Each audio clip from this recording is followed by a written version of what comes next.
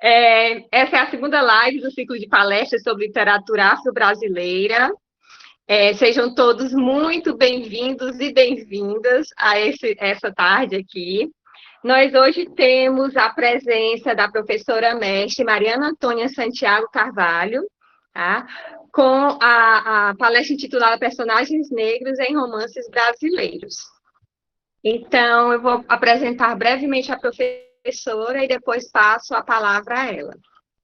Então, a professora Mariana, ela é graduada em Letras, especialista em língua portuguesa, literatura em Libras, mestre em Letras pela UFC, doutoranda em Letras também pela UFC, editora da revista acadêmica Entrelaces, do programa de pós-graduação em Letras da UFC. Ela é pesquisadora sobre violência contra minorias na literatura, representação de insurreição no período colonial e imperial, lideradas por negros na literatura brasileira e estereótipos de personagens negros na literatura cearense.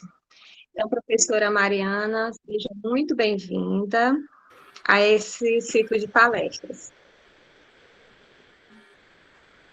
Obrigada.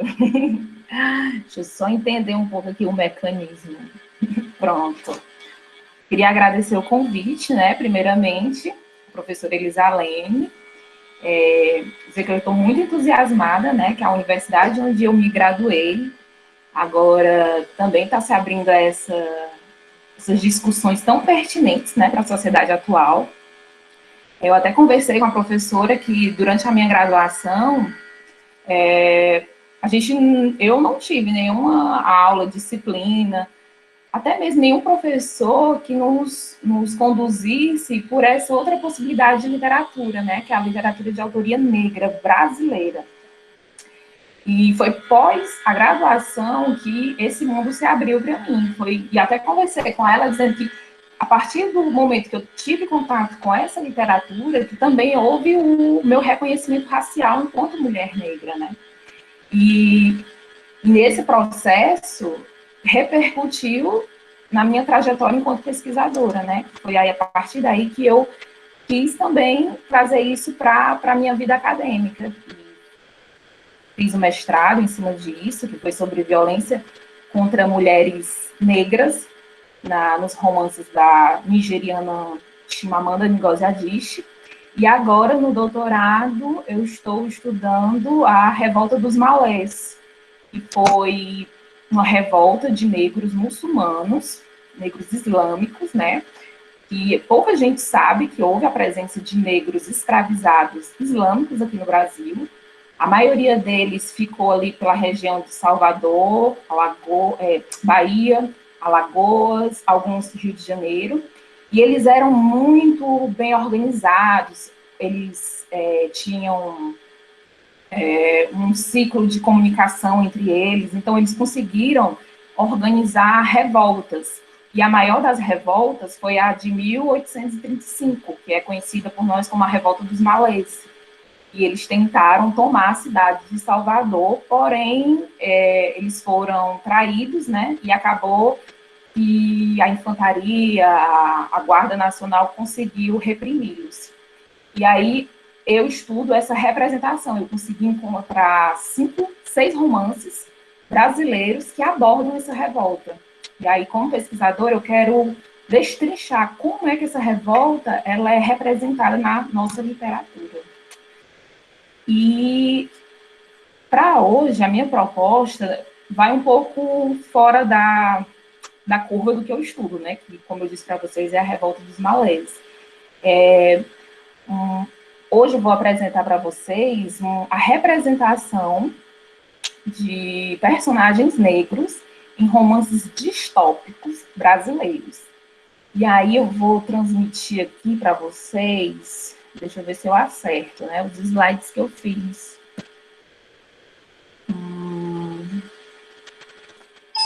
Ai, Jesus. Pois bem, como bem dito, eu vou apresentar a minha fala sobre romances negros, personagens negros em romances distópicos brasileiros. Esse termo distópico pode ser um pouco incomum para vocês, né? Talvez vocês ainda não tenham ouvido falar a respeito. Aí eu trouxe essa figurinha para mostrar para vocês o que seja distopia. A distopia é o antagonismo de utopia. E utopia o que é? Utopia é quando a gente tem aquela ideia sobre o futuro, né? Aquele futuro maravilhoso que nós teremos.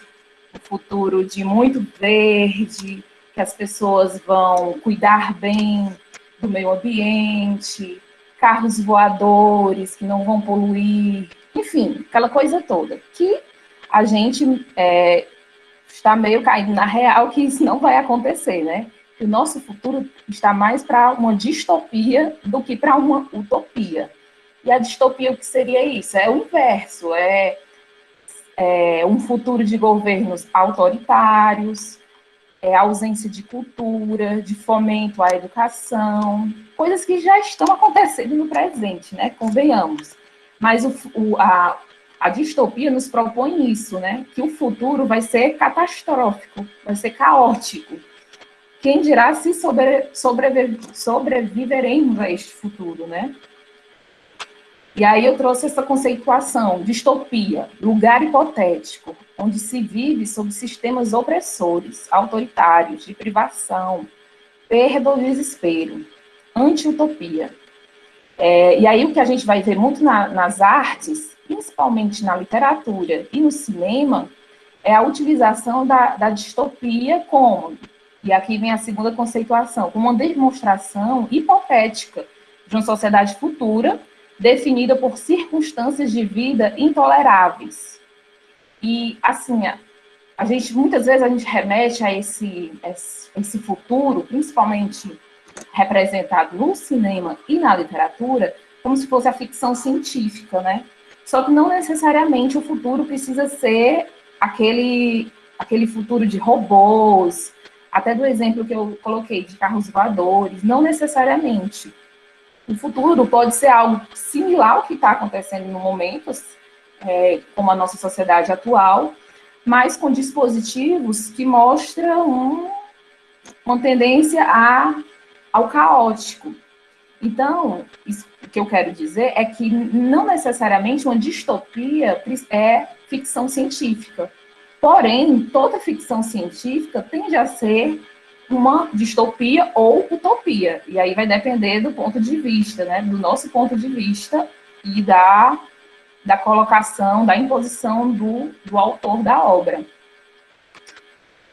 E aí, sabendo o que é distopia, a gente já vai entender melhor o que é a conceituação de um romance distópico, não é? E aí eu trouxe a conceituação desse pesquisador, que eu achei bem interessante. O romance distópico pode, então, ser compreendido enquanto um aviso de incêndio, o qual, como todo recurso de emergência, busca chamar a atenção para que o acontecimento perigoso seja controlado e seus efeitos, embora já em curso, sejam inibidos. Então, vejam só, eu gostei muito dessa expressão, aviso de incêndio. O romance distópico, quando apropriado pelo autor, ele serve como isso, como um aviso. Olha, gente, se a gente continuar agindo dessa maneira aqui no futuro, aqui no presente, nosso futuro pode ser esse. E aí eu vou colocar aqui alguns modelos de exemplos de romances para vocês, e, de certa forma, a gente já pode enxergá-los hoje, no futuro, porque eles foram escritos no passado, mas no presente a gente já consegue ver que aqueles avisos de incêndio que os escritores estavam colocando lá, a gente já está percebendo agora, no nosso presente. E aí, eu trouxe esses exemplos, George Orwell. Essa é uma das obras mais conhecidas, né, quando a gente vai falar de romances distópicos, né, 1984. Tem esse da Ursula Le Guin, A Mão Esquerda da Escuridão, também vai abordar um futuro que os gêneros são fluidos, ele é bem interessante. Admirável Mundo Novo, Máquina do Tempo, Revolução dos Bichos, Fahrenheit 451, Fahrenheit 5.1 vai tratar justamente da queima dos livros, né? E aí, esses dois são os meus favoritos, que é o Conto da Aia e o Imitador de Homens. O Conto da Aia, talvez alguns não tenham lido, mas tenham assistido a série, né, que está fazendo muito sucesso. Mas o Conto da Aia, ele foi escrito na década de 80. E, para quem não sabe, o Conto da Aia, ele se contextualiza nos Estados Unidos, no futuro dos Estados Unidos, em que o país fecha a fronteira, se torna um governo autoritário, conservador, onde eles remanejam as classes sociais, e aí as mulheres que não fazem parte daquela classe bem vista, da moral, dos bons costumes, né, que não são belas, recatadas e lá, vamos utilizar essa expressão, elas acabam se tornando aias. E essas aias, elas têm a função de ter filhos, gerar filhos para as famílias. E outros afazeres. E são mulheres totalmente silenciadas, que são tiradas do seio da família, enfim, perdem a identidade. E aí eu li esse livro justamente na época da eleição do Donald Trump, há 4 anos. E eu lembro que eu fiquei horrorizada, porque muita coisa do que está nesse livro a gente escutava nos discursos do Trump. Então, de novo, a expressão, são os avisos de incêndio, né? Que a autora, no vislumbre de sanidade, percebendo o curso dos costumes, escreve uma obra vislumbrando esse futuro, e aí a gente vê que, de certa forma, eles até acertam, né? É, de certa forma, até profético as formas como eles se colocam nos livros.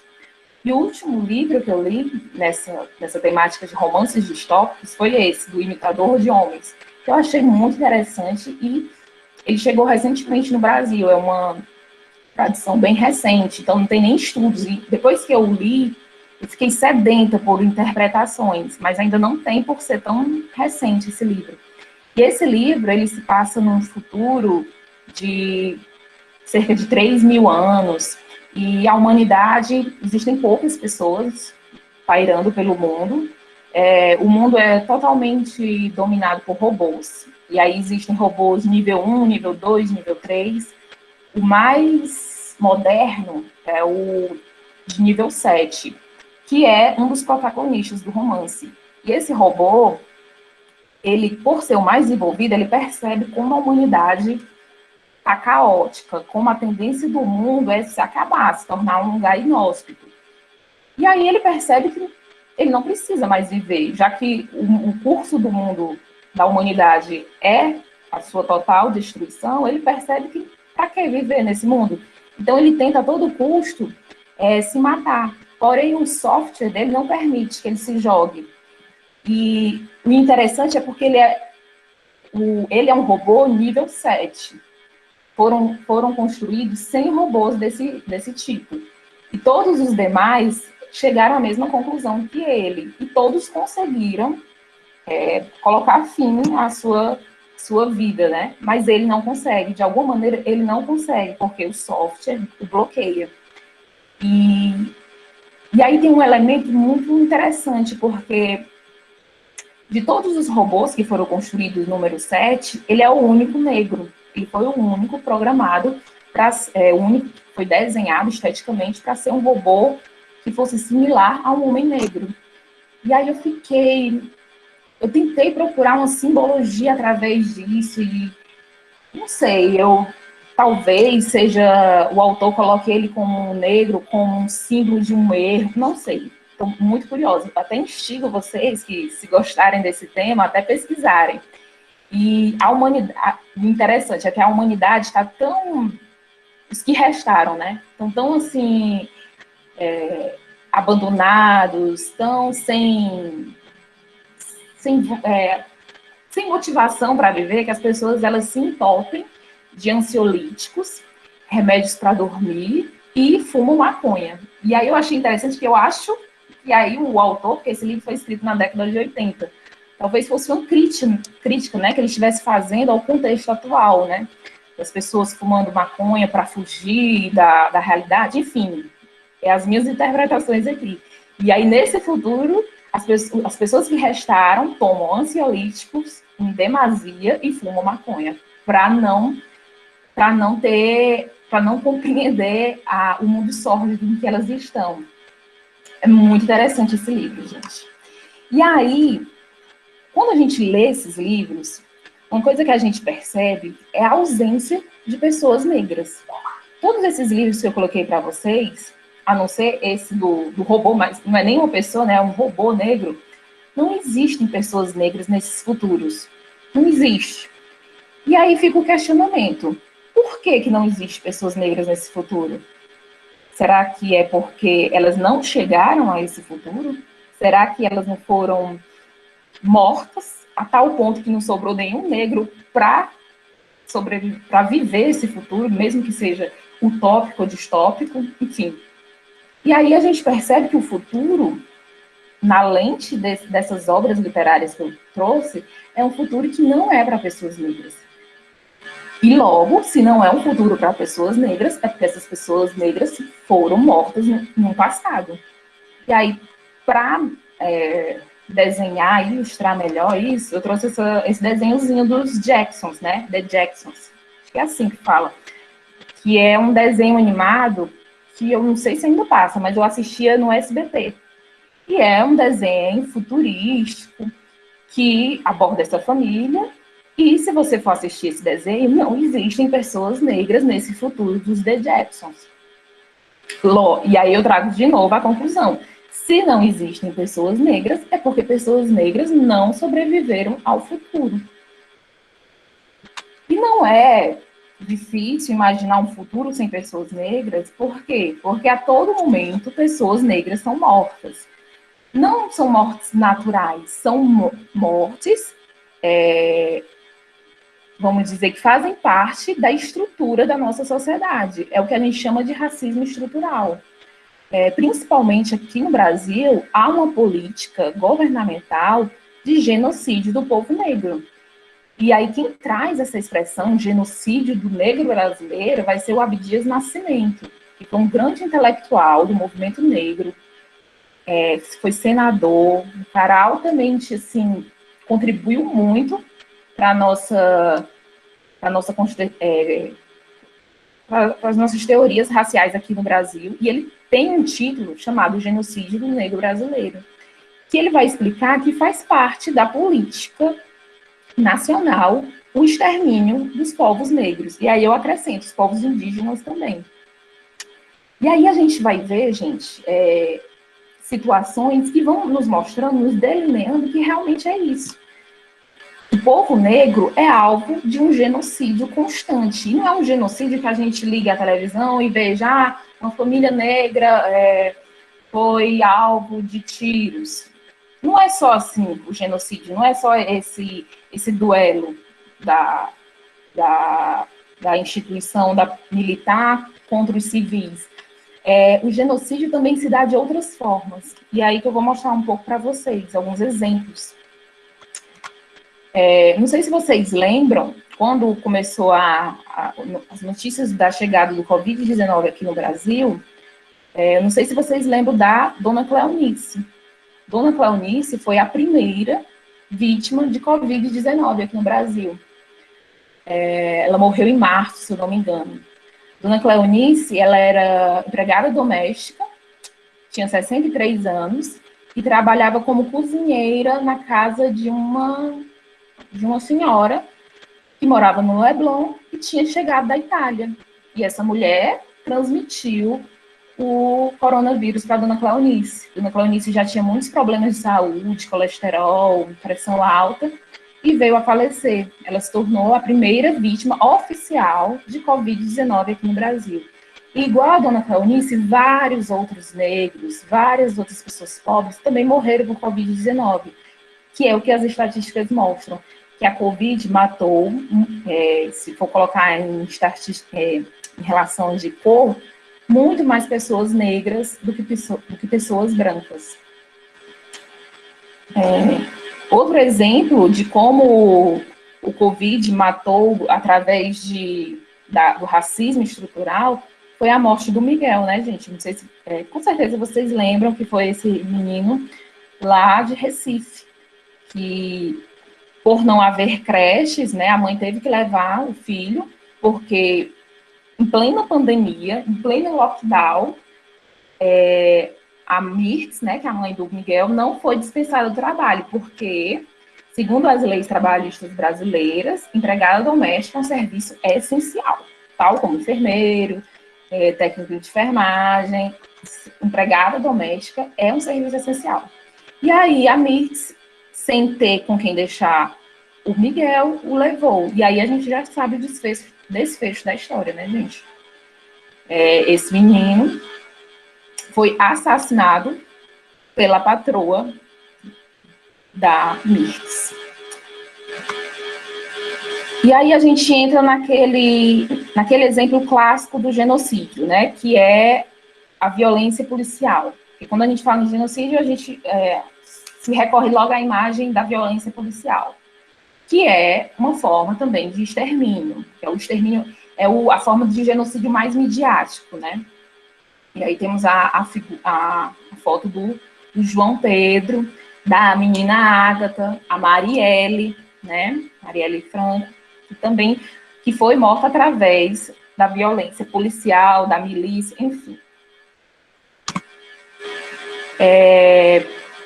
Outra forma de genocidar um povo é através das não possibilidades de ascensão social, de sustento, enfim.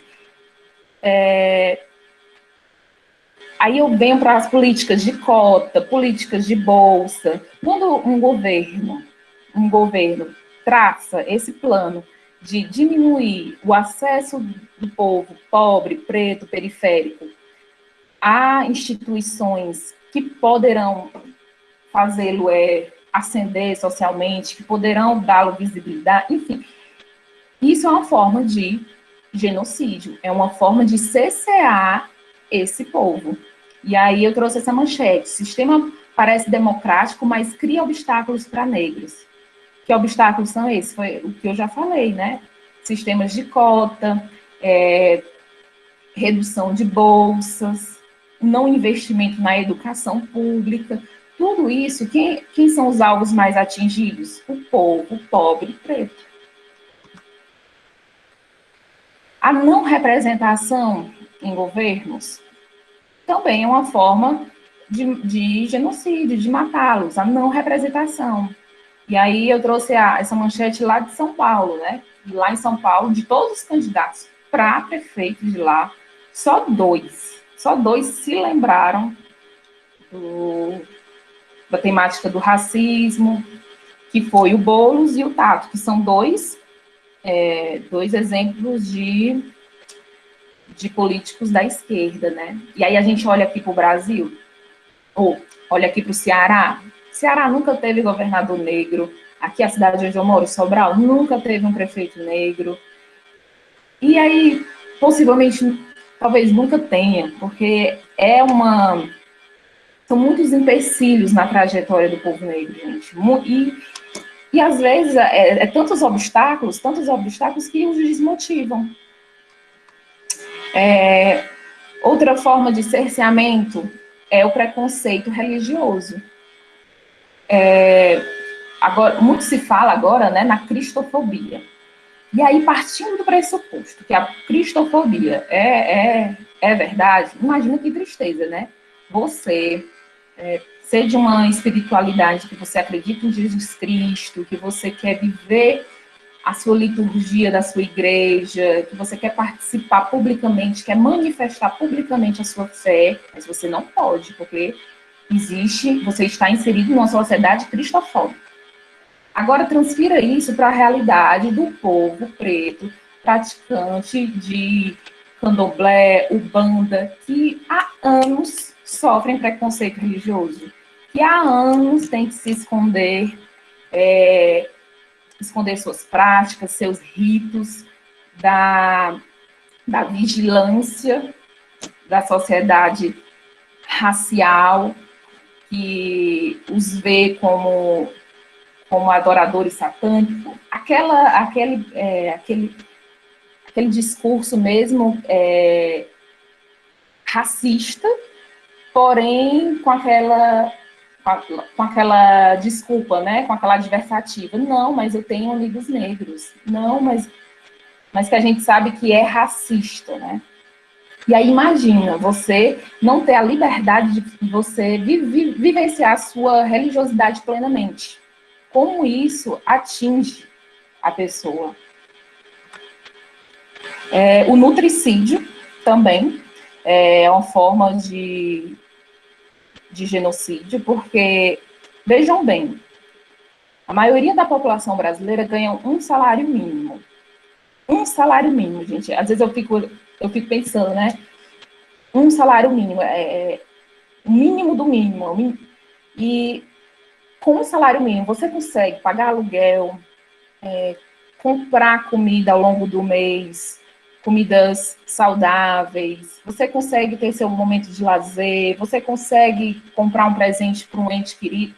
Com um salário mínimo, vocês acham que as pessoas conseguem tudo isso?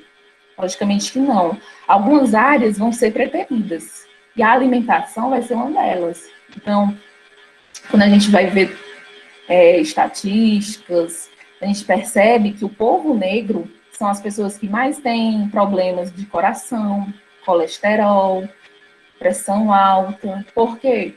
Por causa dessa alimentação ao longo dos anos, uma alimentação pobre de nutrientes, uma alimentação rica em sal, açúcares, e tudo isso vai os adoecendo, os enfraquecendo. E isso é uma forma, gente, de matar lentamente uma pessoa. O encarceramento em massa também. Hoje, muito se discute, né, sobre o encarceramento exacerbado, que as penitenciárias já não suportam mais. E esse encarceramento tem como alvo principal pessoas pretas e aqui como na manchete, né, e pardos. E aí, se a gente for averiguar e esmiuçar esse intuito do encarceramento em massa, a gente vai perceber que tem uma tentativa de segregação, de apartheid social desse povo. Não querendo muito adentrar nesse ponto, mas é aquela história, né? As pessoas gostam muito de utilizar como exemplo. Existe um menino branco e um menino preto. Cada um deles foi pego com uma trouxinha de maconha, 5 gramas. Se for noticiado, né, se for divulgado, o menino branco é usuário. Se for o menino preto, é traficante. Então, é 2 pesos e 2 medidas, né, que a justiça brasileira tem para as pessoas a partir da sua raça. E isso representa justamente essa super preponderância de pessoas pretas, tanto no sistema penitenciário como no sistema socioeducativo, que é o sistema que pega os jovens, né, que é os de 12 a 18 anos.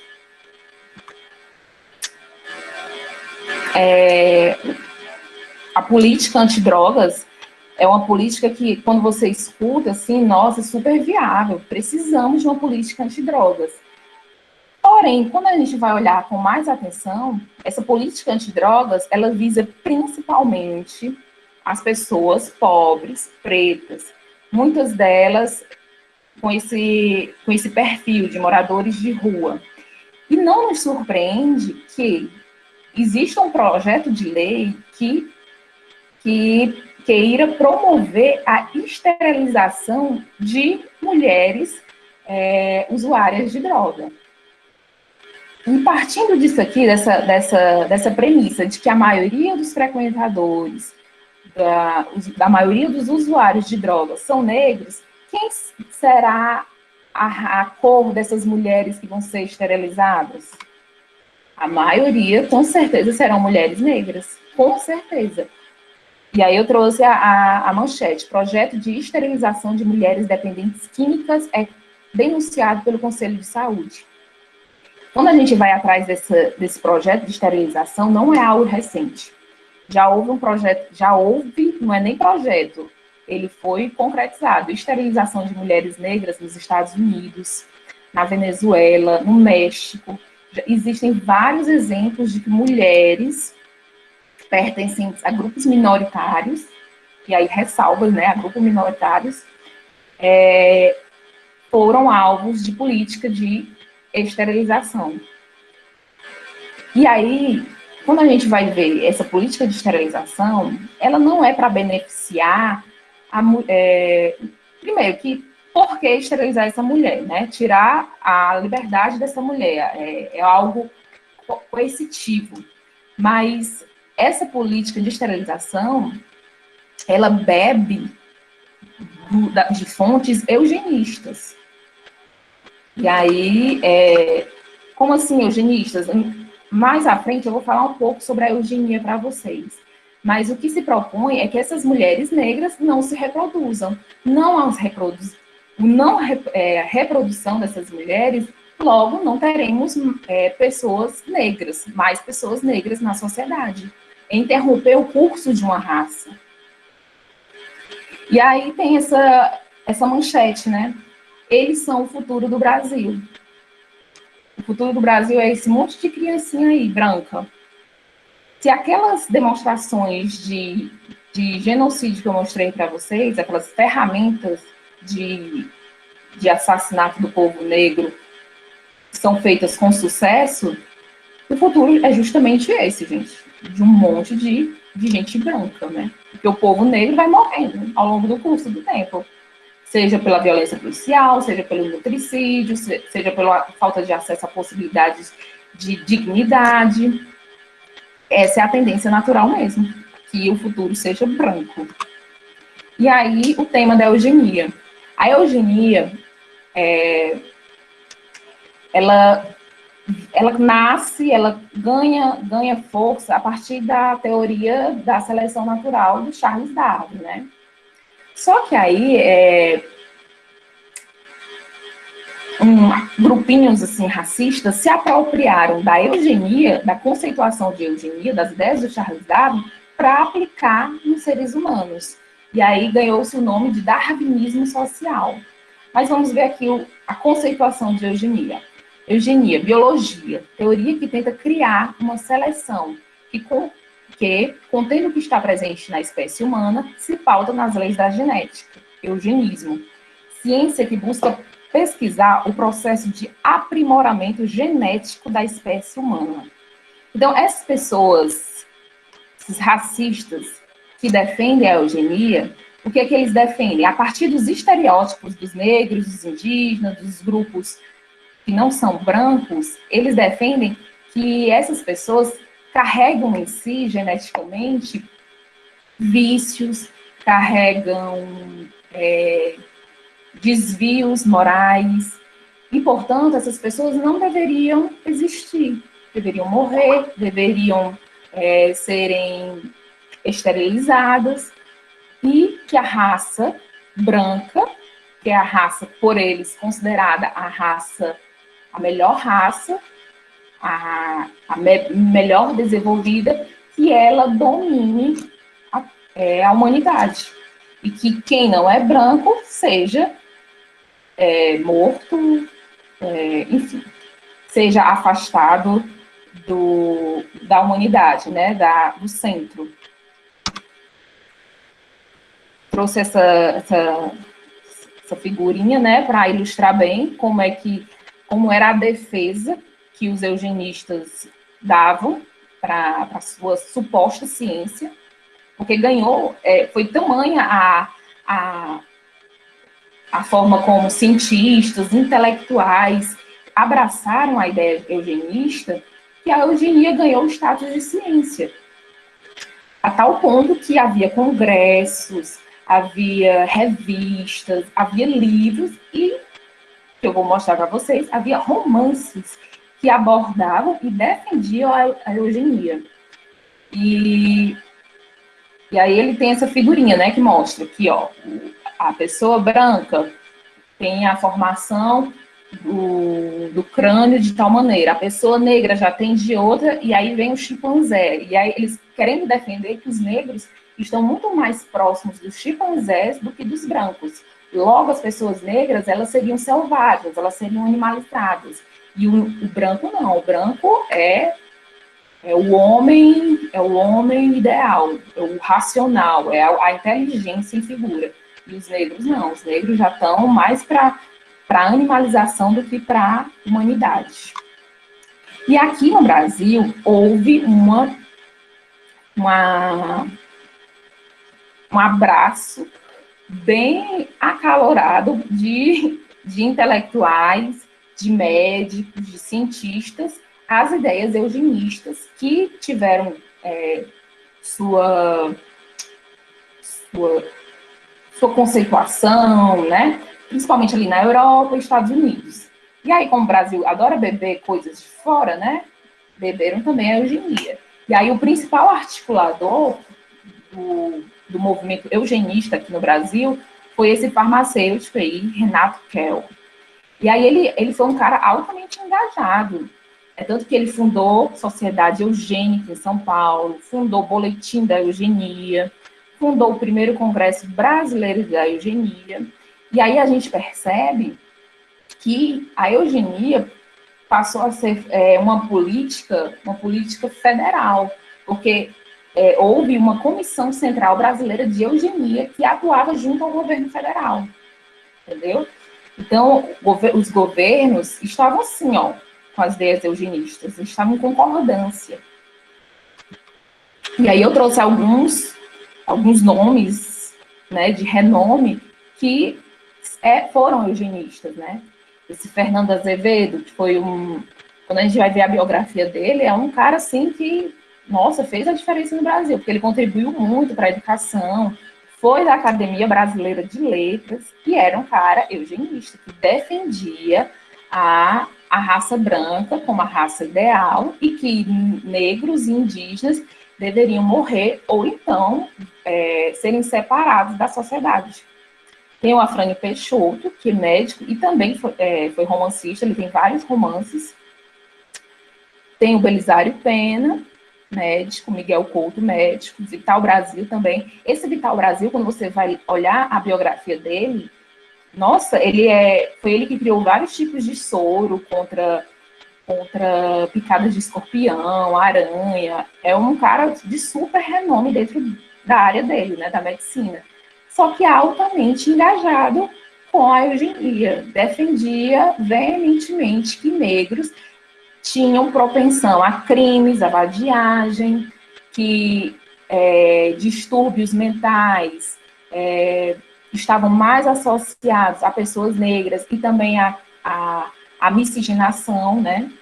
Porque, assim, aqui no Brasil, houve duas ramificações, vamos dizer assim, do movimento eugênico. Uns pregavam a miscigenação como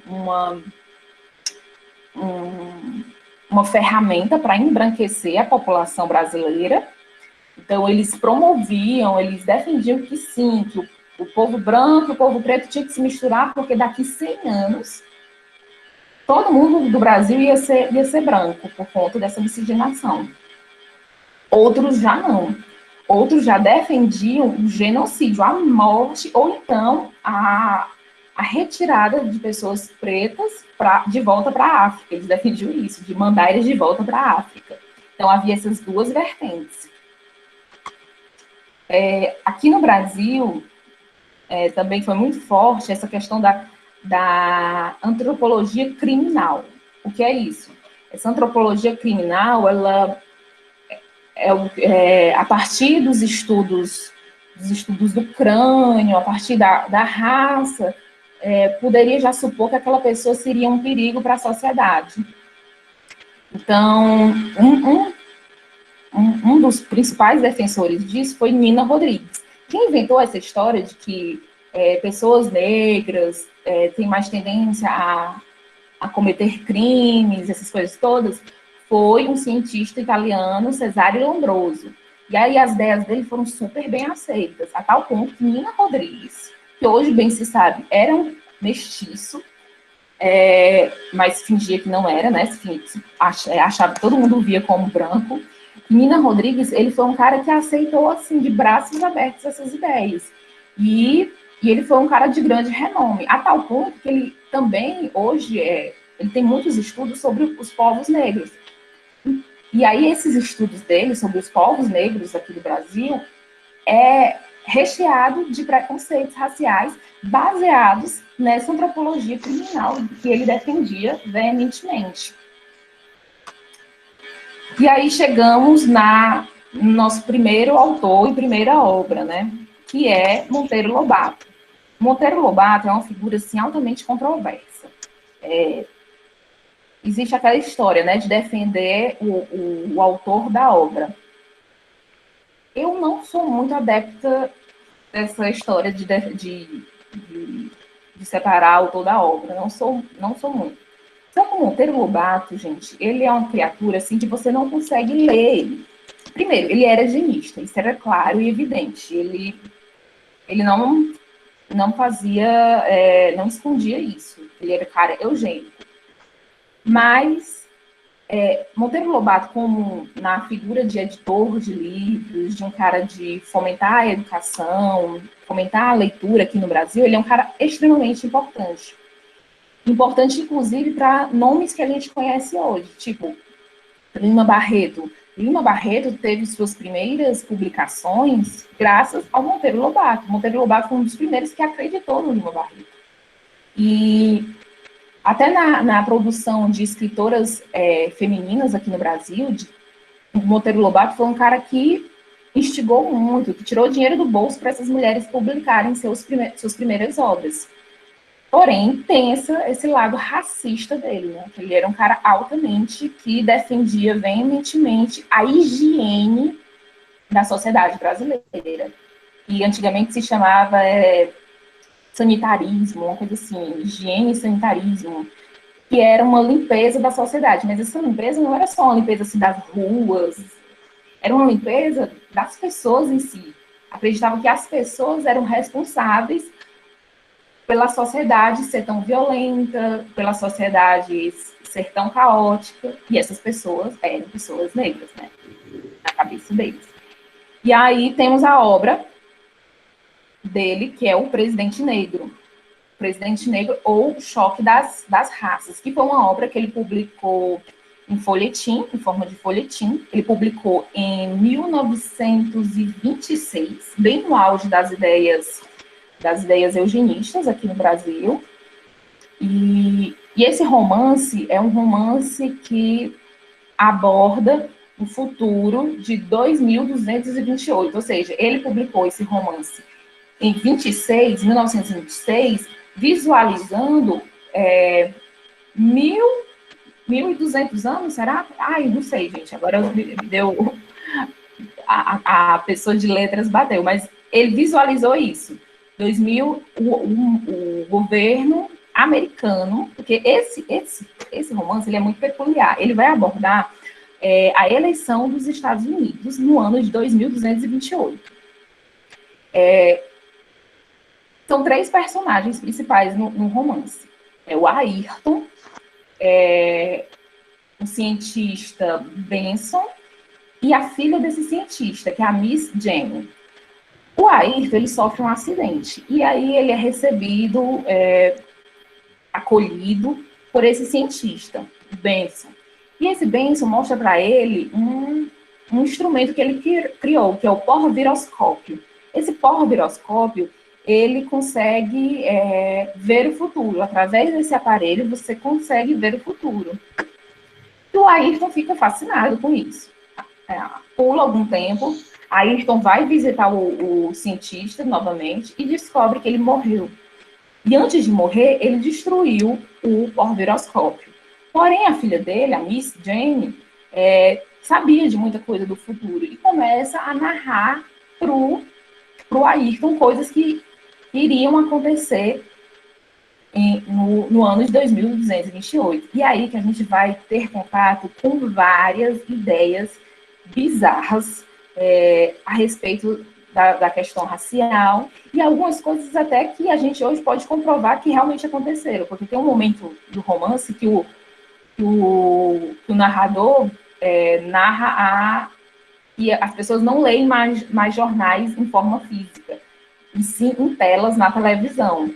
Aí muita gente, muitos críticos veem isso como o Monteiro Lobato vislumbrando, seja a televisão, mas também seja a internet, né? Os carros são voadores, a roda já não existe, está nos museus. É bem interessante essa parte. Só que a parte racial é horrível, é uma coisa assim muito bizarra. E aí eu trouxe alguns trechos para vocês sentirem um gostinho, né? Como é que eu falei para vocês? Eu falei que aqui no Brasil, o movimento eugênico, ele tinha duas vertentes. Uns que defendiam a miscigenação, né? E a outra vertente que defendia ou a morte ou levar o povo negro de volta para a África. E aí a gente vai perceber isso aqui na fala desses personagens. Um dos personagens diz assim: a nossa solução foi admirável. Dentro de 100 ou 200 anos, terá desaparecido por completo o nosso negro, em virtude de cruzamentos sucessivos com o branco. Aí outro personagem pega e responde: a nossa solução foi medíocre. Estragou as duas raças, fundindo-as. O negro perdeu as suas admiráveis qualidades físicas de selvagem. Olha aí, o negro só tem qualidades físicas de selvagem. E o branco sobre a inevitável piora do caráter, consequente a todos os cruzamentos entre raças díspares. E aí, no Brasil, né, o Brasil e o mundo, né, agora é um lugar bem melhor de se viver, porque agora os negros estão na África e todas as pessoas que nascem, não que nascem, mas que sobrevivem e estão por ali, são pessoas saudáveis. Por quê? Porque houve a criação do Ministério de Seleção Artificial. Esse ministério dizia que se uma criança nascesse com alguma deformidade, ela deveria ser morta. Ou então, se tivesse alguma doença contagiosa sem cura, deveria ser morta. E aí ele diz: o número de malformados no físico desceu a proporções mínimas, sobretudo depois do ressurgimento da sábia lei espartana. Não sei se vocês sabem, aí lembrem das aulas de história, que em Esparta, né, na sociedade espartana, quando nascia uma criança com deformação, com alguma deficiência, ela era morta, né? E aí aqui eles resgatam essa prática, valorizando, colocando como necessária para uma sociedade funcionar melhor. Lei de Orwell. A lei de Orwell também é uma lei que visa a prática da esterilização. Vejam só. Esses foram impedidos de se reproduzirem pela lei Orwell, fruto das grandes ideias pregadas por Walter Orwell. Com seu famoso livro O Direito de Procriar, onde lançava os fundamentos do Código da Raça, conjunto de leis tão sábias e fecundas em resultados, que podemos dizer a era nova da raça humana datou sua promulgação. Promoveu a esterilização dos tarados, dos mal-formados mentais, de todos os indivíduos, em suma, capazes de prejudicar ou a má progênie do futuro da espécie. E aqui, gente, esse romance do Monteiro Lobato, ele não é um vislumbre futurista. Eram as ideias que ele tinha, que ele acreditava, que ele colocou nesse livro. É como se fosse uma espécie de manifesto, que ele ficcionalizou, mas que ele acreditava veementemente nisso. Aí tem uma situação que porque ainda nesse futuro existem pessoas negras, né? Nesse futuro. É tanto que a eleição dos Estados Unidos, ela vai ser de 3 candidatos, entre 3 candidatos, que é o candidato branco, que é o do Partido Conservador, a candidata mulher, que é do Partido Feminista, porém ela é branca também, e do Partido Negro. E que, logicamente, o seu representante é negro. E aí, o candidato negro está em risco, né? Em risco de ganhar essa eleição, porque, por conta desses 2 candidatos brancos, acabou fragilizando o eleitorado branco. E as pessoas negras estão... Enfim, o mote do livro é esse risco desse personagem negro ganhar as eleições dos Estados Unidos. Porém, as pessoas negras nesse futuro, são pessoas que não se aceitam como negras.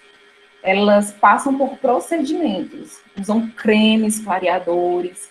E aí tem um cientista, que é esse John Dewar, que ele cria um raio ômega que serve para alisar o cabelo desses negros. Porque esses negros, eles querem a todo custo se tornarem brancos.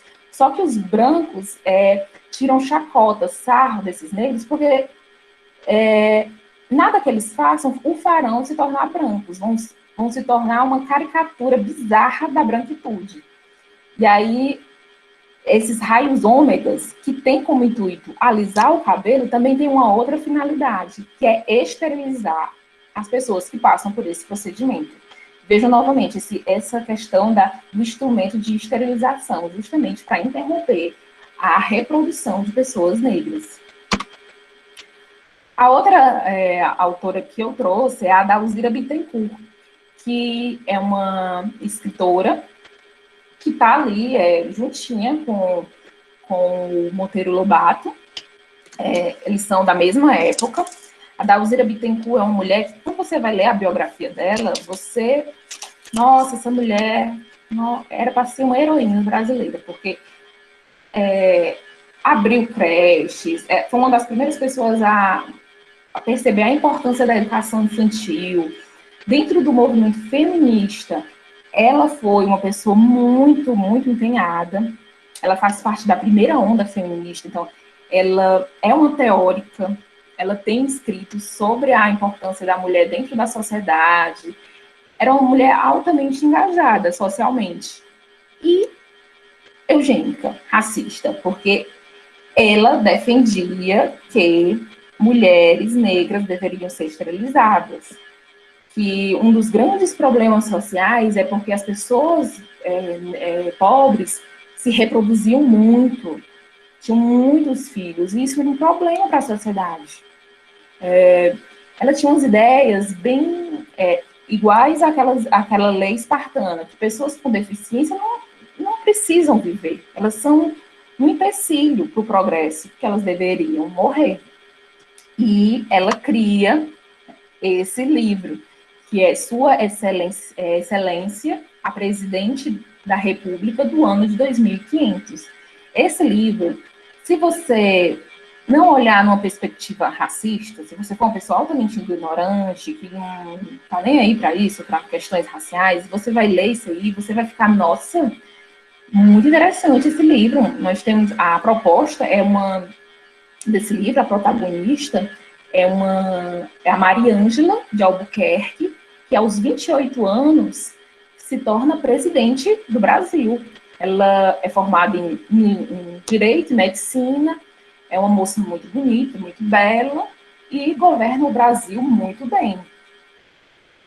Só que aí e eu imagino que todo mundo aqui sejam pessoas, né, que alinhadas às questões raciais, quando você começa a ler as políticas sanitaristas da Mariângela, você vai perceber que a Mariângela era uma déspota racista que praticou um genocídio contra as pessoas negras desse romance. Trouxe um trechinho, bem no início. É lindo o início. Você começa a ler e você fica, nossa, eu quero esse Brasil. Aí, ao longo do romance, é que você vai ver o terror, né? Corria o ano de 2500. O feminismo vencera em toda a linha. A presidência da República dos Estados Unidos do Brasil estava confiada a uma mulher. O exército brasileiro era o assombro do mundo. O Brasil, o país mais forte, mais velho e mais rico. E aí, ao longo do romance, chega uma espécie de diplomata não, uma embaixadora dos Estados Unidos. E essa mulher vai observar a sociedade brasileira para poder copiar algumas coisas para o país dela. Porque o Brasil é o país mais rico do mundo. E aí ela fica encantada porque ela chega aqui no Brasil e não existe mendigos, não existe crimes. As pessoas, graças à seleção natural, os homens têm 2,40 m e as mulheres cerca de 1,80 m. Todas as pessoas vivem de vivem de 130 a 180 anos, todos gozam de boa saúde, existe uma política ambiental que o Brasil é rico, é uma coisa linda, linda, linda. Só que é um país que não existem mais pessoas negras, pessoas com deficiências, pessoas com doenças tais como a lepra, hanseníase, né, hoje. É um país totalmente higienizado. E aí, alguns exemplos, assim, ó. Homens de barbinha rala e fala fina, quase sempre tendo nas veias um pouco de sangue negro e por isso mesmo preguiçosos e indolentes, cheios de taras e doenças. Outro exemplo, nota uma coisa, disse a senhora McDowell, que é a mulher que veio visitar o Brasil para poder copiar algumas coisas do país dela. Diziam que os brasileiros se cruzavam com os negros de origem africana e que no Brasil havia mais pretos que brancos. No entanto, não vejo nenhum preto, nem sequer uma carapinha, nem um mulato, nem um mestiço, só criaturas claras e formosas. Que é? Fizemos uma grande justiça, disse a Maria Ângela falando. Aliás, a justiça é seriamente respeitada no Brasil de hoje. E demos as melhores provas, recambiando todos os pretos até a 20ª geração, já branca, para a pátria de origem. A África? Sim, devolvemos todos para a África. Foi um empréstimo que pagamos com juros altos. Recebemos selvagens e mandamos para lá pretos, que eram poetas, jornalistas, militares, aviadores, professores, oradores, advogados, médicos, violinistas, musicistas, enfim, que acabarão por lá, trepados pelas árvores, comendo carne crua e dançando jongo. Talvez sim, talvez não. E aí, nessa sociedade da Maria Ângela, aí, de 2500, a eutanásia é feita, né, em pessoas que têm hanseníase. O sexo não é um sexo para não é um sexo para lazer, para divertimento, para gozo, é um sexo só para procriação. É uma sociedade bem assim, bem militarizada, sabe? E aí, quando você termina um romance chocado, né? Com as ideias racistas ali defendidas.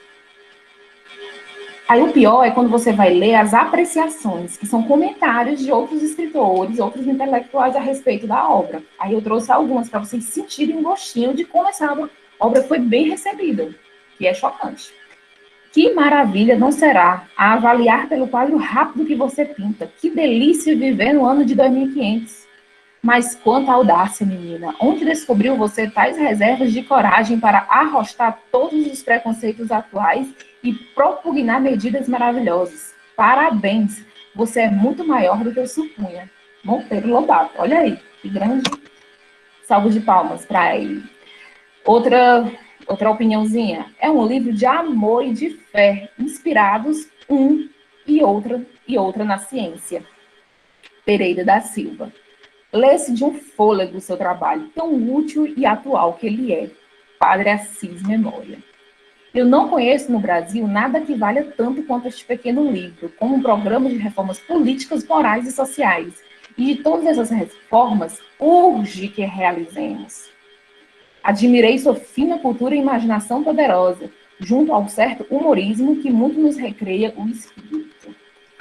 E aí, quando a gente pega esse romance da Adalzira Bittencourt, esse futuro dela de racistas, para essa galera aí que bateu palma para ela, esse futuro é um futuro utópico, é o futuro dos sonhos deles. Mas para nós, povo preto, ler esse futuro é totalmente distópico, é uma catástrofe, entendeu? Os nossos descendentes vão ser dizimados nesse futuro, e nós já somos dizimados, enfim. Mas vejam como as perspectivas para os romances pode alternar entre uma utopia ou distopia, depende do ponto de vista, né? E aí eu vou entrar, vou tentar ser bem mais rápida agora, em alguns exemplos de romances de autoria negra brasileira que tentam criar esse futuro em que o negro sobreviva, acima de tudo, né? E eu trouxe essa figura que é o Sankofa. Sankofa é um símbolo da cultura de algumas tribos africanas, de algumas etnias africanas. E o Sankofa é representa o ciclo de olhar para o passado para planejar o futuro. Enquanto o Ocidente nega essa conceituação cíclica do tempo, dos acontecimentos, das aprendizagens, da ancestralidade, tende sempre a olhar para frente. O Sankofa, ele tem essa premissa de que para a gente construir o nosso futuro, a gente sempre tem que relembrar o passado, sempre fazer memória à ancestralidade, a quem veio antes. Eu trouxe a conceituação. Há na tradição africana um conceito que capta o essencial da prática de Abdias, o Sankofa. Porque, assim, o Sankofa, quem trouxe esse símbolo, divulgou bastante, foi Abdias do Nascimento, que foi o cara que eu já falei para vocês, né? Um grande teórico do movimento negro. Teórico, teatrólogo, muitas coisas. O Sankofa parte de um conjunto de ideogramas chamados Andikra, representado por um pássaro que volta a cabeça à cauda. O símbolo é traduzido por retornar ao passado para ressignificar o presente e construir o futuro. Essa ética transparece no esforço do povo negro por recuperar sua ancestralidade e por apontar as sequelas da diáspora, a dispersão dos negros pelo mundo. E aí, gente, que a gente entra num problema. Retornar ao passado para ressignificar o presente. Porém, nós, negros, frutos da diáspora, o que é essa diáspora? Que foi o que fizeram com a gente, com os nossos ancestrais, né? Tiraram eles à força lá da África e trouxeram para cá para o Brasil. Logo, nós somos frutos dessa diáspora, desse arrancamento, desse despertencimento. Muitos utilizam a alegoria do alienígena, né? Que a gente, principalmente na ficção científica, né, nas artes, tem esse medo de ser abduzido por alienígenas. E foi o que praticamente aconteceu com os negros. Eles foram abduzidos, foram retirados de suas famílias, de sua cultura, colocados em navios negreiros e trazidos para cá. Eles não sabiam se comunicar, eles perderam sua espiritualidade, perderam as suas relações afetivas, perderam a sua história. Logo, nós, que somos frutos dessa diáspora, desse arrancamento, dessa abdução, nós também não temos um passado. Nós não sabemos de onde nossos ancestrais vieram, de onde eles foram arrancados. Tem a galera branca, né, que quando quer se mudar para a Europa, se você provar que você tem um ascendente que era europeu, aí você consegue, né, o visto para morar lá. Aí, enfim, nós negros, nós nunca vamos conseguir isso, né? Porque, primeiro, que nossos arquivos, não sei se vocês sabem, que depois da abolição da escravatura, em 1888, 10 anos depois, o Rui Barbosa, que era o ministro de guerra, ele destruiu toda a documentação que tinha sobre o tráfico negreiro. Destruiu. Essa documentação, ela tinha informações que diziam de onde vinham os navios tal, aquela carga, aquela mercadoria veio de tal local da África, enfim, aquelas informações poderiam servir para nós hoje como um itinerário para descobrir de onde nós viemos, né? Só que isso não foi arrancado, porque o Rui Barbosa, como legislador, como advogado, ele pensou, não, isso aqui é uma prova de que mais tarde essas pessoas podem querer pedir indenização, as pessoas negras podem querer pedir indenização ao governo brasileiro. E aí ele destruiu, né? E destruiu com isso mais uma parte da nossa ancestralidade. E aí, a partir de 1990, começou a surgir um movimento artístico chamado afrofuturismo. Intelectuais, percebendo essa ausência de pessoas negras no futuro, começaram a se questionar, já que os brancos não nos querem no futuro, vamos nós, negros, produzir artes em que nós estejamos nesse futuro. É uma transgressão sobreviver esse futuro, ser representado nesse futuro, né? Vou passar bem mais rápido, porque eu imagino que vocês tenham aula. Então, eu vou mais adiante, viu, gente?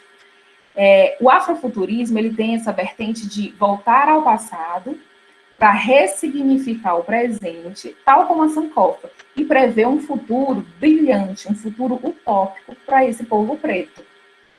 Um futuro de glória. E aí, tem essa fala da Kênia Freitas, que é uma das maiores estudiosas aqui no Brasil sobre o afrofuturismo.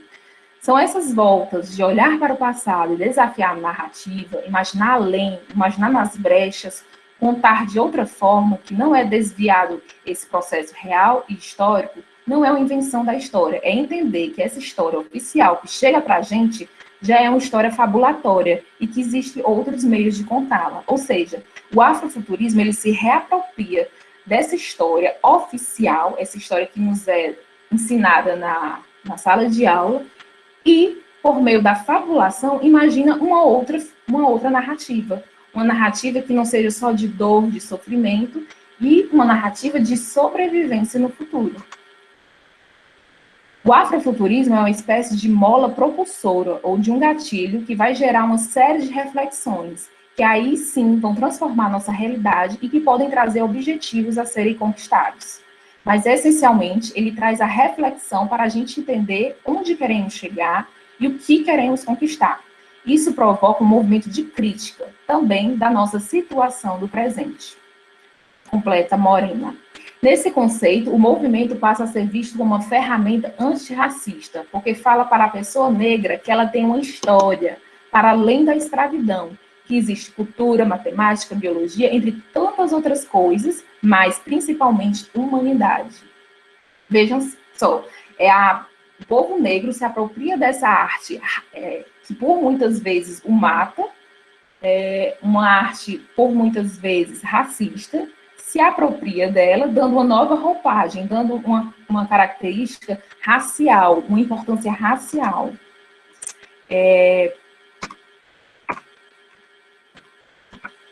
E aí, como exemplo, bem assim, famoso assim, nos últimos tempos, foi o Wakanda.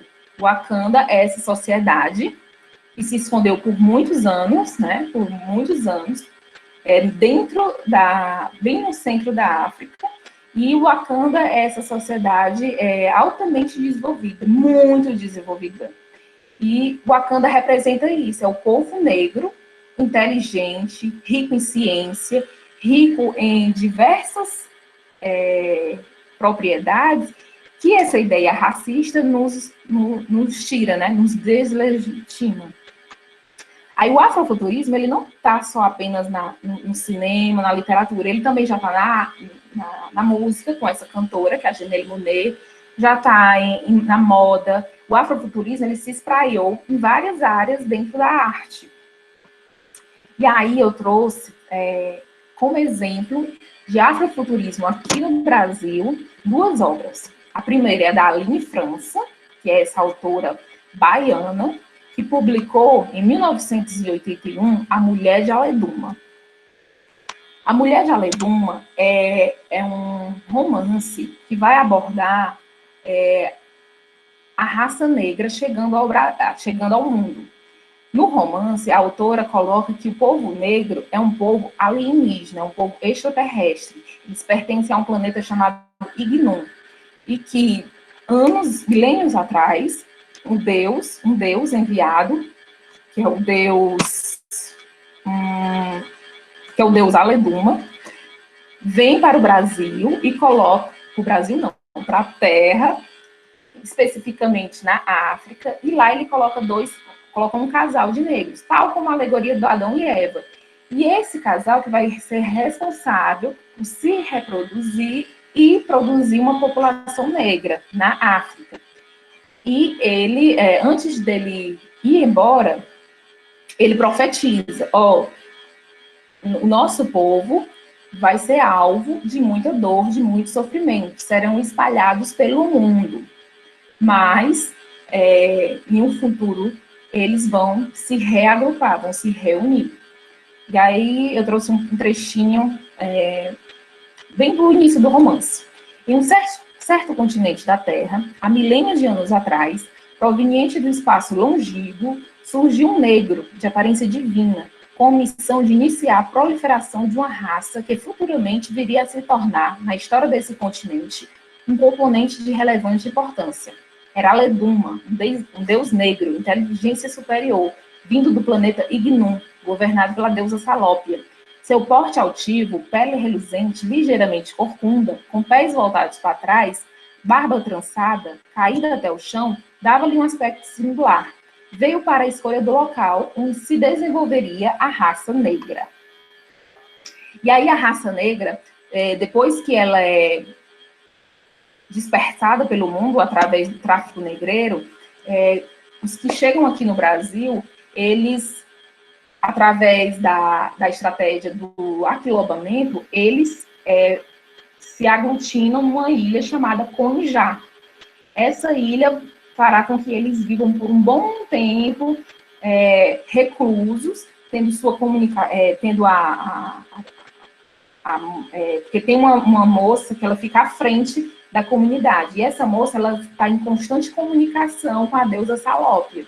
Só que aí se descobre a localização, tal como Wakanda, se descobre a localização e essa ilha começa a ser bombardeada por até questões de território, violência sexual. É bem interessante, é uma alegoria do que tinha acontecido no passado. No passado, na África, eles foram capturados e espalhados. Na ilha de Conijá vai acontecer uma narrativa bem semelhante ao que aconteceu no passado. É como se fosse cíclico. O povo negro sempre é perseguido pelas vaidades dos brancos, né? Outro romance que eu trouxe foi o do Ney Lopes. Ney Lopes é um escritor carioca, é um cara altamente de várias artes, ele é sambista, produz letras para carnaval e é romancista, já ganhou vários jabutis, é um intelectual muito importante atualmente, né? E aí ele escreveu em 2013 Oió Boné, a epopeia de uma nação, que é uma história, um romance sobre o dos Santos. A história começa lá na Inconfidência Mineira. Dos Santos é um negro que é descendente de uma elite real lá da África, foi capturado, chegou ao Brasil, penou muito, conseguiu comprar a liberdade. E aí ele se tornou um cara com dinheiro. Ele era muito inteligente, começou a ganhar muito dinheiro. E aí ele entrou em contato com as ideias dos Inconfidentes, principalmente por meio do Tiradentes, né? E aí ele participa das reuniões e ele percebe que os Inconfidentes, eles não estão nem aí para a condição do negro, não estão nem aí para a escravidão. Eles só querem mesmo a independência, porque eles bebem muito lá da Revolução Francesa, então eles querem fazer uma revolução aqui no Brasil, mas esquecendo do povo negro. E aí, o dos Santos é esse cara que vai sempre trazer a premissa racial, né? Porém, como a gente sabe, os Inconfidentes foram traídos e o dos Santos foge. E ele vai parar no Grão-Pará. Lá no Grão-Pará, ele encontra uma ilha e ele vê potencial naquela ilha. E juntamente com outros negros que já viviam lá fugidos, né, em troncos, e junto com os indígenas que lá moravam, ele funda um povoado nessa ilha, que depois será batizada de Oió Boné. Imagine vós me ser nessas florestas todas, por esse Brasil enorme, juntar todo esse conhecimento dos índios e dos pretos. Já imaginou? Devaneia dos Santos. É interessante esse livro, porque esse livro tem a junção dos dois povos aqui do Brasil que mais sofrem, né? Que é o preto e é o indígena. E juntos eles vão formar uma outra nação. Porque o Brasil não os quer, o Brasil os quer mortos, né? Querem subjugados. Então, a única saída é uma outra nação para eles. O presidente deverá ser coroado no trono divinizado de Xangô e Viossô, patrono da República, e em nome de quem todos os atos executivos, legislativos e judiciários serão exercidos. É uma nação que vai beber muito da ancestralidade africana. Então, eles vão sempre fazer referência a orixás, às práticas religiosas lá da África, entendeu? E com o tempo, ao longo do tempo, porque é um romance genealógico, começa com dos Santos e vai até um futuro, né? E a gente vai passando por vários tipos de governo. E todos esses governos são governos que bebem muito da cultura, tanto indígena como africana.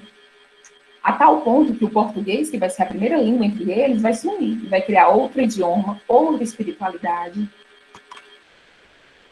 E na euforia do belo hino composto, desenha-se e borda-se a bandeira, na qual, em fundo verde, sobressai vermelho o machado alado de Xangô, o alafim de Oiô. Sob o machado, destaca-se o confundível perfil do proto-afro-indígena Saci Pererê. Porque o Saci Pererê, ele é uma história, é um mito, é um personagem que ele possui duas fundações, ele bebe de duas culturas, tanto a indígena como a africana. Então, o narrador, né, o Ney, pega justamente essa representação do Saci para representar essa dualidade cultural, né? E circundando um ornato de 16 búzios e a divisa em Yorubá, Irê, Oiô, Aladiá, que todos os oiobomense que se preza, sabe muito bem o que quer dizer.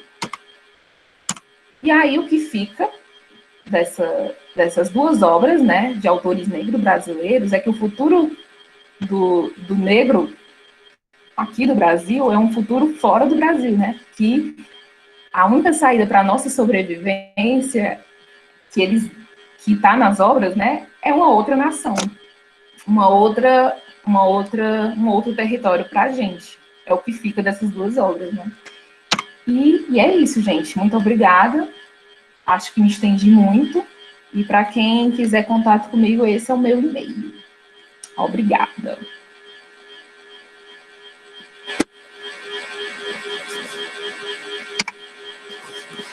Obrigada, professora Mariana, pela sua palestra. Brilhante. Muito grata. Gratidão. Então, nesse momento, a gente abre para as perguntas. Eu também vou ler os comentários que foram feitos no chat. Aí você também pode comentar com base nesses comentários, né?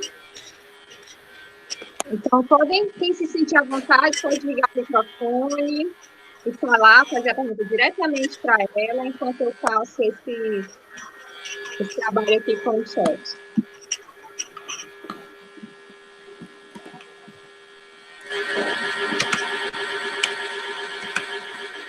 Então, aqui, por exemplo, a Fafá comentou, né? Ela diz que essas distopias escritas. Eu queria só pedir que o microfone, se alguém tivesse microfone, por favor, desligue agora, que está dando um pouco de interferência. Pronto. Essas distopias escritas por pessoas brancas e que não aparecem pessoas negras são um atestado de reconhecimento da branquitude, de que o racismo existe e há um massacre em curso. Fafá Ferreira comentou. Elogios aqui à sua fala. A Marta Matos também fez alguns comentários. Mariana, se você quiser acessar o chat e, em cima desses comentários, tecer outros também, você pode fazer assim. A gente pode fazer desse modo. A Fafá comentou novamente aqui, né? O futuro na perspectiva da branquitude é sempre estabelecida num tempo depois de uma grande destruição, um passado de destruição de tudo, principalmente natureza. No afrofuturismo não há futuro sem passado, sem natureza, sem conexão. Então, sobre o afrofuturismo, eu acho que merecia um pouco de reflexão sobre. Certo, professor. Estou vendo aqui os comentários. O Fafá, maravilhoso, sempre agregando aqui a Karine. Pois bem, o afrofuturismo, ele é uma corrente estética, né, uma corrente artística, que pode-se dizer recente, né, porque ela vem se consolidar em 1990, apesar de já haver produções bem antes, principalmente através do Sun Ra, que era um artista musical, através como é o nome dela, que escreveu Kindred, esqueci o nome dela, de uma escritora lá dos Estados Unidos que escreveu Kindred, que é uma escritora negra que vai abordar esse futuro. Octavia Butler, tá aí, Karina já disse. E a partir de 1990 é que vai haver essa consolidação dessa estética, chamada afrofuturismo. Como eu disse, o afrofuturismo ele vai se espraiar por várias vertentes. Cinema, literatura, música, arte visual. E a premissa básica dele é essa, é imaginar o negro do futuro. O que parece ser tão simples esconde essa tendência embranquecedora de se visualizar um futuro apenas branco. Parece muito simples, né, isso? Imaginar o negro no futuro. Mas para vocês verem como as questões raciais são tão sensíveis, que às vezes o óbvio precisa ser dito. Então, o afrofuturismo é isso, é imaginar o negro no futuro, e um negro não na condição de subalternidade, mas um negro pensante, um negro intelectual, um negro afiado com o avanço tecnológico. E é isso, a proposta é essa, principalmente dos nossos autores, né, dos nossos romancistas, quando vão abordar isso. E aqui no Brasil, a gente vem percebendo uma adaptação, ideias afrofuturistas estão sendo mais discutidas dentro da literatura. A gente já tem HQs que abordam o afrofuturismo, já temos outros romances que abordam o afrofuturismo. E é isso, é uma tendência que tende só a crescer mais e mais, e que cresça mais e mais. Tem Tiago Teixeira, acho que gostaria de fazer uma pergunta que ele colocou lá no chat. Que se poderia fazer, então pode fazer diretamente. Pronto. Obrigado. Primeiro, agradecer a Mariana pelas falas. E a segunda coisa Mariana, na sua visão, o que levou a nossa geração hoje a revisitar esse passado de forma honesta? Né? Quando eu digo revisitar, e aí você usou o símbolo do Sankofa, né? E após a geração escolar, a geração universitária, acadêmica, pela qual passamos, né? Os teóricos os quais utilizamos as nossas referências de base etnocêntrica, e diante desse movimento todo, em plena pandemia, onde se isola, e o confinamento nos faz revisitar isso e conhecer a ciência negra, a arte negra de uma perspectiva negra e não adaptada para o branco, né, como um maracatu que a gente tinha até então, nessa linha. Para você, o que fez esse despertar agora, né? É uma coisa que eu lia Leila Gonçalves, mas não via isso nas nossas disciplinas de antropologia, de sociologia, né? Então, assim, a que se deve esse avante, esse condoreirismo intelectual e necessário? É isso.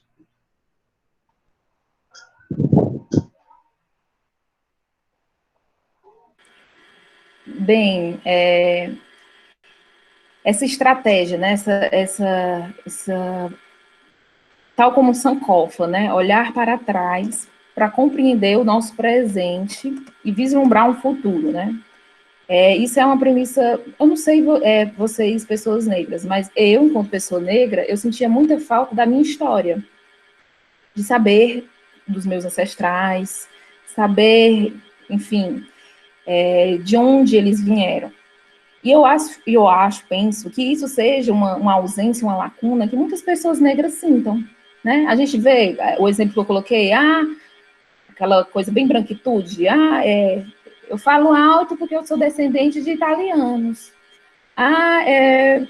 Eu vou morar em Portugal porque minha avó era portuguesa, morava ali enfim, de lá localidade, né? E a gente não, nós negros, nós não temos isso, né? Eu só conheço até os meus bisavós. Antes disso, eu não sei quem são os outros. Não sei. Tem gente que tem genealogias, né? Tem livros de genealogias. Eu não tenho isso. Pelo menos por parte de mãe, que é a minha parte negra, né? Não existe isso. É uma lacuna. Então, eu percebo muito que a arte vem a suprir essas lacunas. A partir do momento que eu leio a Ney Lopes, que eu leio o romance que a professora trouxe, Um Defeito da Cor, a professora Isalene trouxe semana passada, esses romances, de certa forma, vêm a suprir essa lacuna historiográfica que nós negros temos. E aí, isso eu falo partindo assim da minha condição, né? Mas essa questão de ancestralidade é algo muito presente dentro das culturas, tanto africanas como indígenas. Esse respeito pelos mais velhos, essa necessidade de se preservar os mitos, de se preservar a história. Isso é muito pertencente a essas culturas. E aí ganha-se uma nova roupagem, né? Esse vislumbre, esse olhar para o passado vai ganhando com o tempo novas roupagens, que é essa que eu estou falando na minha perspectiva de mulher negra, de olhar para o passado, principalmente quando eu vejo esses romances históricos, vejo esses romances distópicos, utópicos, essas produções artísticas de negros, é a possibilidade de vislumbrar um passado e um futuro que talvez eu não, pelo menos o passado que eu não sei, e um futuro que talvez os meus descendentes venham a usufruir. Então, eu vejo nessa perspectiva de suprimir as lacunas que nós, pessoas negras, temos. Não sei se respondi a sua pergunta, meu querido.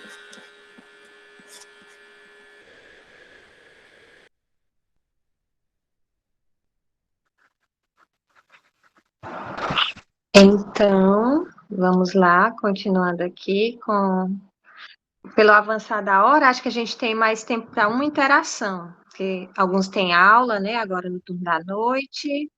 Eu queria registrar a presença do professor Vicente Júnior, que passou por aqui também, professora Jeane, dos professores do PAFO e alunos do PAFO, do curso de letras, Otávia explora a experiência alienígena que você mencionou, Mariana, algumas pessoas realmente fazendo elogios.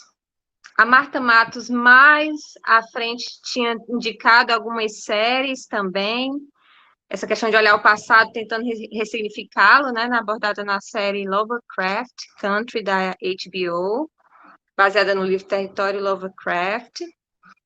Bom, aqui no chat, basicamente, é isso. Alguém gostaria de fazer alguma pergunta direta para encerrar? Ou não?